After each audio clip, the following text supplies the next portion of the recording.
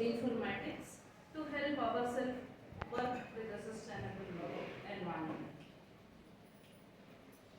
I'm sure even civil engineers are aware about this magazine, Center for Science and Environment, CSE, comes with this magazine called Down to Earth. A cover story on pesticide related article had come some time back. That told that we had almost different locations, blood samples from different locations were taken.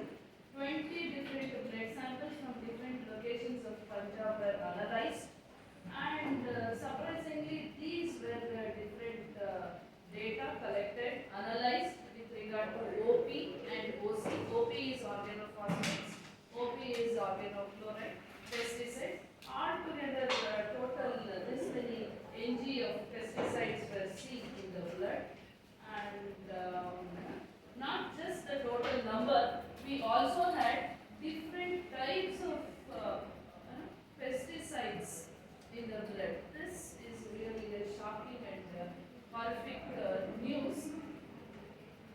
Look at this. This data tells that we are comparing the amount of blood, pesticide in the blood in Indian sample and in USA sample. If you look at it, the amount of HCH in Indian Punjab blood was 1254 nanogram per gram of blood, and look at this data in US.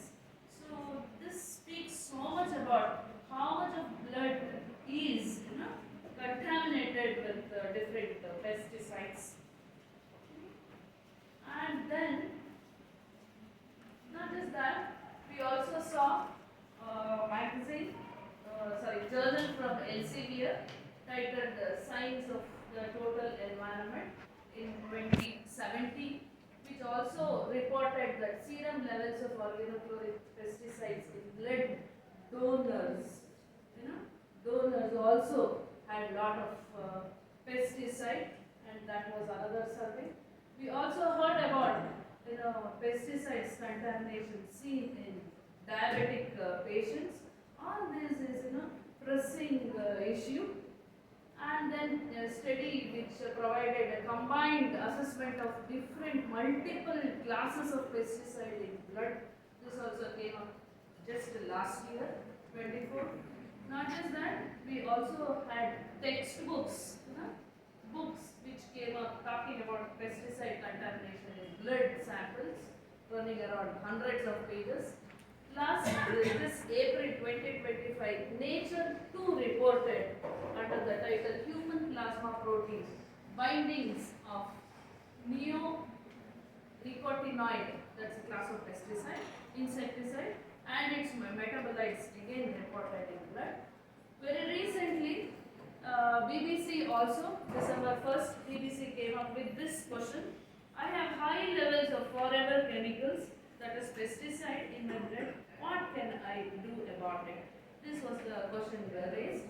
We are just trying to work on this and try to find some kind of solution. Is it possible to, just to because these I see a lot of civil engineers. I thought I'll just give a note about what is the composition of the blood, and here you can see different composition. These are the protein part of blood: albumin, fibrinogen, and globulin. These are three important proteins. We do bioinformatics. We can get these are the structures of proteins: albumin, fibrinogen, globulin. There are thousands of proteins.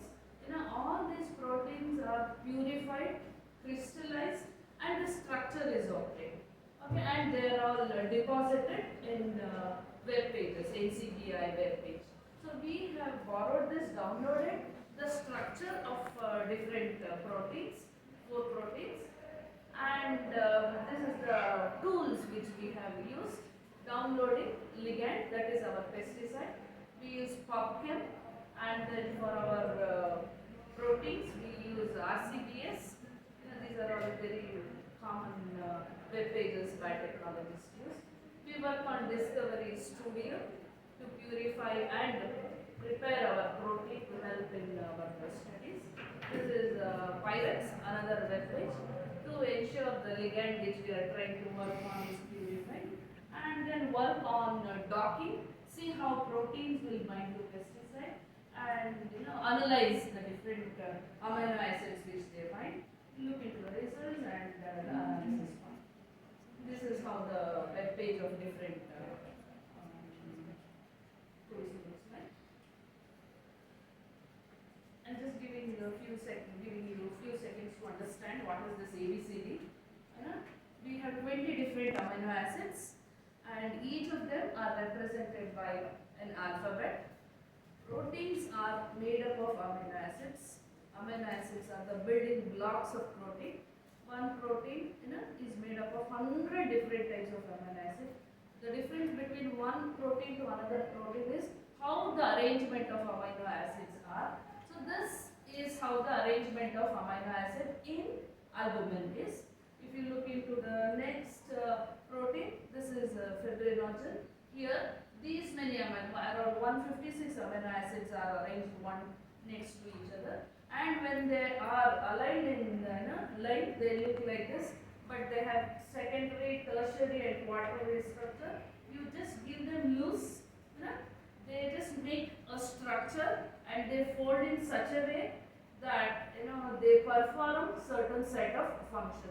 They are all like motors, they perform functions.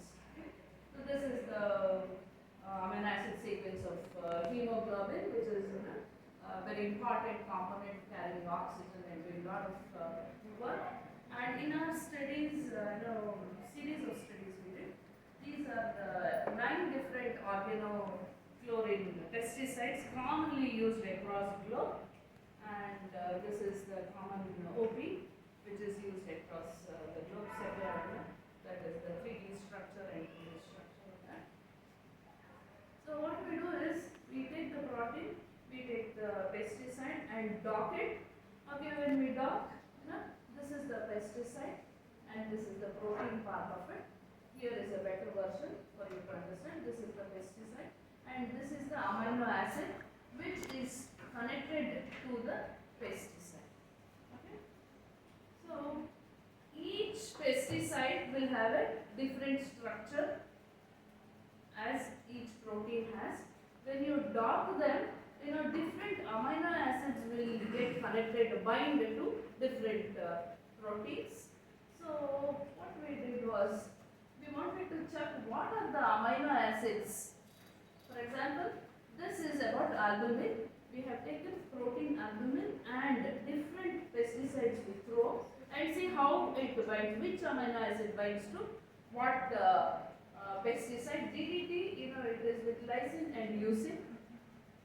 Chlorodyne will bind to leucine. So it is like different. This is the structure. Let us giving an analogy. Let us assume this is a structure of protein, and this is a pesticide. When you dock it, it might fix it here based on how the structure is. It might fix here. It might fix here. So here there is one different amino acid. So they all will bind to each other.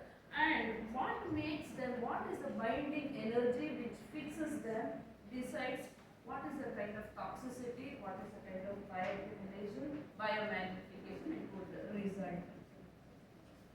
So these are all different amino acids which bind to different pesticides.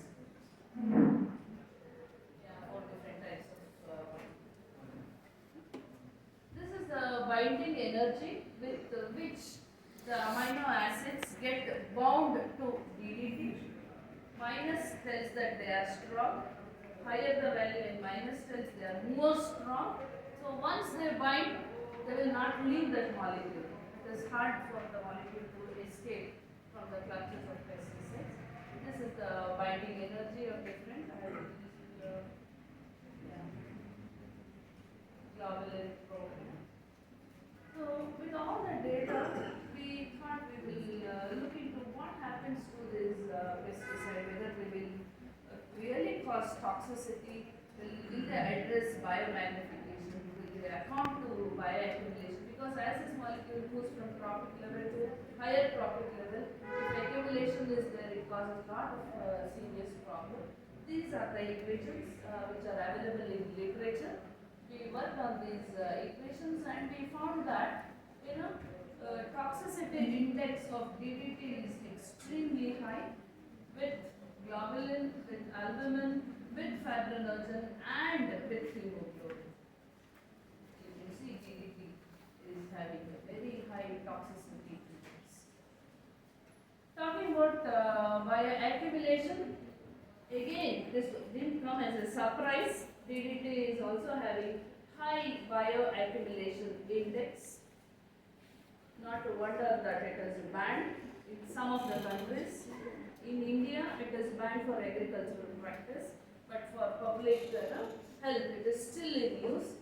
Slowly, the government is thinking to phase it off in 2025. Same story with the Japan as well. They have not banned it for all their uses.